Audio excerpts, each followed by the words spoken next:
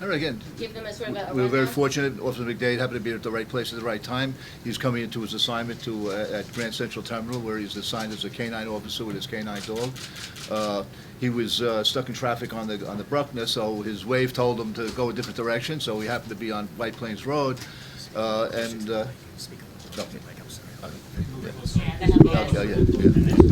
So he happened to be on White Plains Road, and in front of him there was an ambulance, and there was some cars to the left and right of him. The ambulance, he apparently was going on a call because he saw the lights of the ambulance on, and then make a right turn going through the red light at the intersection.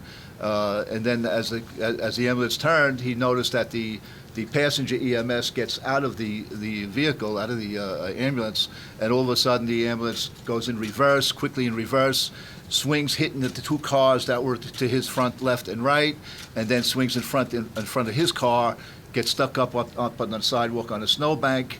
The car's tires are spinning. Then the car goes forward, and when the car goes forward, he notices now apparently the car had struck somebody. There was somebody underneath the vehicle. The car continued to go forward and struck two more parked cars.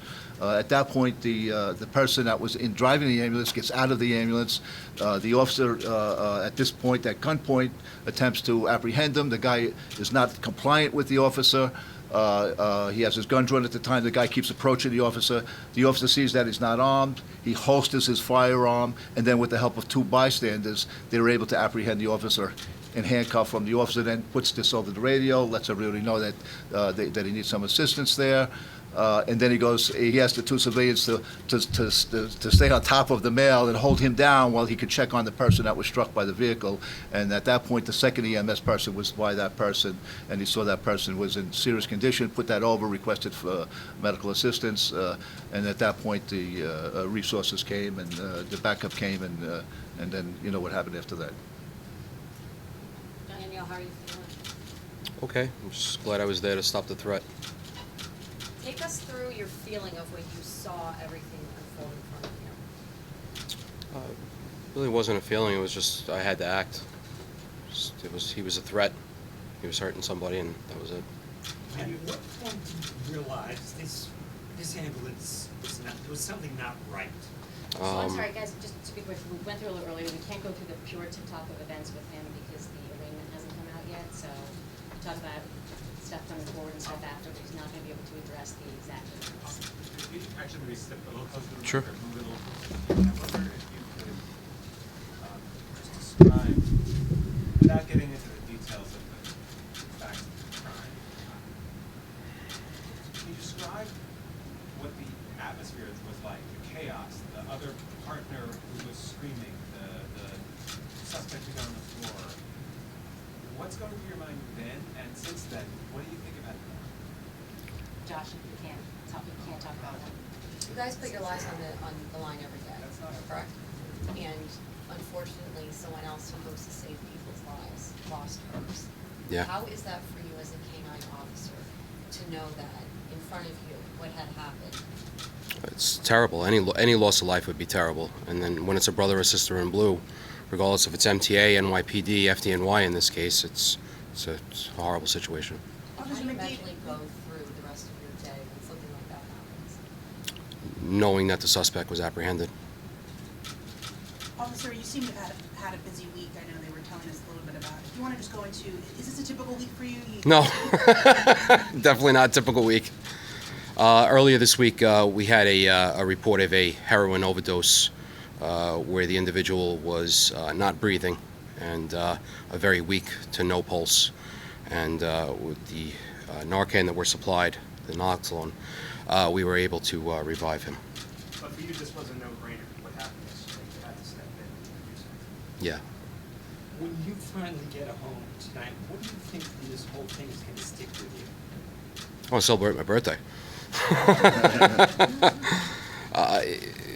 My heart goes out for the victim's family. That's the only thing that I could think of. It's the entire FDNY is it's a terrible situation. And what do you have to say to the people who helped you subdue that?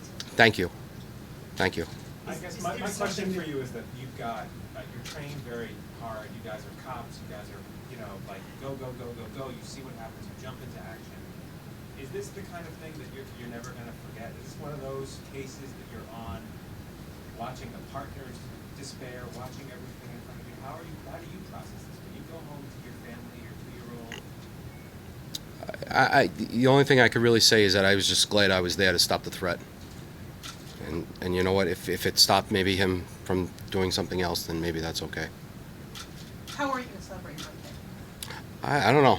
I gotta go home and talk to my wife. But when you finally, sit down and exhale, is there a moment, is there an image, is there something where you can, wow, and something comes into your head about what happened? No, not really. No, there's really no image. Like I said, my heart breaks for the victim and her family and her partner and the entire FDNY. The Good Samaritans, was there conversation between you and them, or they just jumped in? How did that unfold? No, I don't think I can. Can't talk about the exact. I'm sorry. details. Yeah, I'm sorry. Just to be clear, I don't know if that's right. It's Were okay. you in the car with your wife when this happened? No. Your dog, you were there with your dog? Yes. And how long have you been with your dog? Name, you wanna talk a little bit about your dog? I know there's. Oh, okay. That's an easy one. His name is Droga. He's named after Detective James Zadroga, which, as most of you guys know, is all the Zadroga Act. I've gotten to know the family, and that they're just lovely people. It was a true honor to name my dog after her, Linda and Joe and son. So he's a 4-year-old Belgian Malinois. He's trained in explosive detection, patrol, criminal apprehension, and tracking. He's my buddy. How long have you been together? With him, about 3 years. Did Droga stay in the car? Yes. But You if were you on your needed way to to use work? him, you could have used Yes. him. Because he's trained in criminal, right? I'm sorry? I said if you needed to use him, you could have, I guess you could help find this. Yeah. If it. He's trained in, he could have helped you apprehend the suspect if you needed. Yes. That's what he's trained for. And is this a usual route you take? No. So, do you feel there's some sort of divine intervention between the traffic on the Bruckner that brought you to where you were yesterday? Yeah. Something got me there. Can you talk about not what you did in terms of apprehending the suspect, but after the suspect was corralled and other Good Samaritans were had him down, what you saw and what you did in terms of the I don't think I'm allowed to, just because the district attorney. Yeah. I'm sorry. In terms of- Just what he did, separate from taking down the suspect, after that happened, he went and tended to the wounded EMTs. Yeah, I'm sorry, we can't do the TikTok of it. So, you guys have one last question? I'm gonna put this. I'm gonna piggyback off your question about the traffic. It's been really bad. It's been really, I'm speaking on everybody's behalf, it has been really bad this whole week. Talk about the fact that it took you off course. What was going through your mind? Just getting where I have to go. That was all. And then you make a turn, make a corner, and you see something. What was that? That was it. That's exactly it. I just saw something. I acted.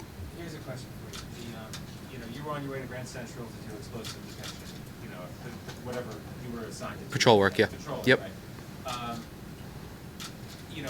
guess the nature of MTA PD work is that you patrol that MTA facility, you go through the Mhm. streets.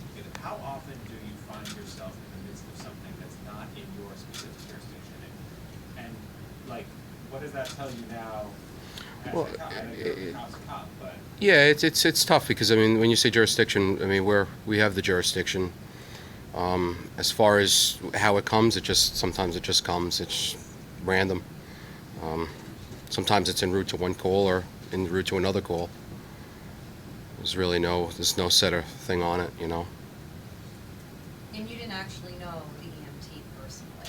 Did you ever hear of her name? Did you ever? I don't think I can answer that. I'm sorry. All right, guys, one last question, and we're gonna go home to this family. What's your takeaway from this? Like I said, I just keep thinking about the victim, our family, the entire FDNY, and the civilians that helped me, just to thank them. Thank you. Thank you. When is your Thank you. When is your birthday? March 16th. So yes, Happy birthday. Thank you. All right, thanks,